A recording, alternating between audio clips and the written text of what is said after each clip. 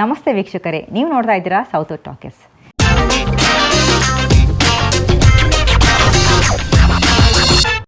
ಕಾಲದ ವೈಭವದ ಕತೆ ಹೇಳೋಕೆ ಬರ್ತಾ ಇದೆ ಗತ ವೈಭವ.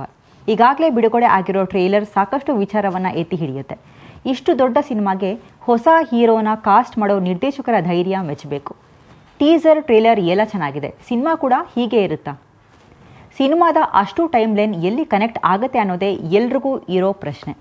ಹೆಸರೇ ಹೇಳೋ ಹಾಗೆ 3-4 ಕಾಲಘಟ್ಟದ ಕಾಂಪ್ಲಿಕೇಟೆಡ್ ಪ್ರೇಮ ಕಥೆಯನ್ನು ಸಿಂಪಲ್ ಆಗಿ ಹೇಳೋಕೆ ಬರ್ತಾ ಇದ್ದಾರೆ ಸಿಂಪಲ್ ಸುನಿ ಗತ ವೈಭವ ಸಿನಿಮಾದ ಮೂಲಕ.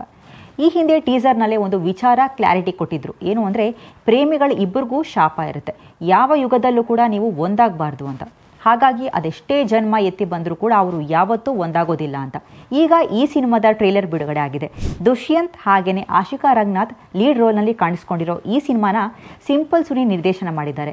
ಗತ ವೈಭವ ಸಿನಿಮಾದ ಟ್ರೇಲರ್ ನೋಡಿದ್ರೆ ಇಷ್ಟು ದೊಡ್ಡ ಬಜೆಟ್ನ ಸಿನಿಮಾಗೆ ಹೊಸ ಹೀರೋನ ಕಾಸ್ಟ್ ಮಾಡೋ ಸುನಿ ಅವರ ಧೈರ್ಯವನ್ನು ನಾವು ಎಲ್ಲರೂ ಕೂಡ ಮೆಚ್ಚಲೇಬೇಕು. ಇಲ್ಲಿ 3-4 ಶೇಡ್ನಲ್ಲಿ ಕತೆ ಟ್ರಾವೆಲ್ ಆಗುತ್ತೆ. ಒಂದು ಪೈರೇಟ್ಸ್ ಆಫ್ ದ ಕೆರೆಬಿಯನ್ ಸಿನಿಮಾನ ನೆನಪಿಸೋ ಹಡಗಿನ ಎಪಿಸೋಡ್ಸ್, ಮತ್ತೊಂದು ದೇವಲೋಕದ ಎಪಿಸೋಡ್ಸ್, ಅದರ ನಂತರ ದೇವದಾಸಿ ಪದ್ಧತಿಯ ಕಾಲದಲ್ಲಿ ನಡೆಯೋ ಹಳ್ಳಿ ಕತೆ. ಇದೆಲ್ಲ ಆದ ನಂತರ ಕೊನೆಗೆ ಬರೋ ಮಾಡರ್ನ್ ಏಜ್ ಕತೆ. ನಿರ್ದೇಶಕರು ಮೊದಲೇ ಹೇಳಿದಾಗೆ ಎಲ್ಲ ಯುಗದಲ್ಲೂ ಕೂಡ ನಡೆಯೋ ಪ್ರೇಮ ಕಥೆನ ಹೇಳೋದಕ್ಕೆ ಬರ್ತಾ ಇದ್ದಾರೆ. ಹಾಗಾದರೆ ಇದು ಟೈಮ್ ಟ್ರಾವೆಲ್ ಕಥೆನಾ ಅನ್ನೋ ಪ್ರಶ್ನೆ ಹುಟ್ಟುತ್ತೆ. ಹಡಗಿನ ಕತೆ 15-16ನೇ ಶತಮಾನದಲ್ಲಿ ನಡೆಯೋದು. ಇನ್ನು ದೇವದಾಸಿ ಪದ್ಧತಿ ಚಾಲ್ತಿಯಲ್ಲಿದ್ದಂತಹ ಕಾಲ 6ನೇ ಶತಮಾನದಿಂದ 13ನೇ ಶತಮಾನದ ತನಕ. ಅದಾದ ನಂತರ ಬ್ರಿಟಿಷರು ಬಂದ ಮೇಲೂ ಕೂಡ ಸಾಕಷ್ಟು ಭಾಗದಲ್ಲಿ ಈ ಪದ್ಧತಿ ಚಾಲ್ತಿಯಲ್ಲಿತ್ತು.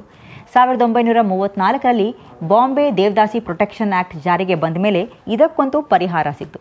ಇನ್ನು ದೇವಲೋಕದ ಕಾಲಘಟ್ಟ, ಅದಾದ ನಂತರ ಬರೋದು ಮಾಡರ್ನ್ ಕಾಲ.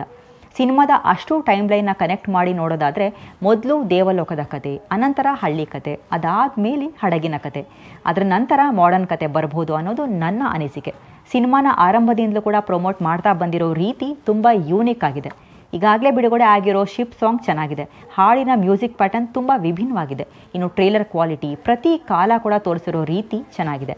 ಒಟ್ಟಾರೆ ಗತ ವೈಭವದ ಇಲ್ಲಿ ತನಕದ ಎಲ್ಲ ಅಪ್ಡೇಟ್ಸು ಕೂಡ ಚೆನ್ನಾಗಿದೆ. ಸಿನಿಮಾ ಕೂಡ ಹಾಗೆಯೇ ಇದ್ದಿದ್ದೆ, ಆದರೆ ಖಂಡಿತ ಇದೊಂದು ಒಳ್ಳೆ ಸಿನಿಮಾ ಆಗೋದ್ರಲ್ಲಿ ಅನುಮಾನನೇ ಇಲ್ಲ. ಆದರೆ ಇದೆಲ್ಲ ಮೀರಿ ನನಗನ್ಸಿದ್ದು ಏನಂದರೆ, ಇದೊಂದು ಲವ್ ಸ್ಟೋರಿ ಅಂತ ಮೊದಲೇ ಕಮಿಟ್ ಮಾಡಿದ್ದಾರೆ. ಹಾಗೆಯೇ ಅವರು ಇಬ್ಬರಿಗೂ ಇರೋ ಶಾಪದ ಬಗ್ಗೆನೂ ಕೂಡ ಆಲ್ರೆಡಿ ರಿವೀಲ್ ಮಾಡಿದ್ದಾರೆ.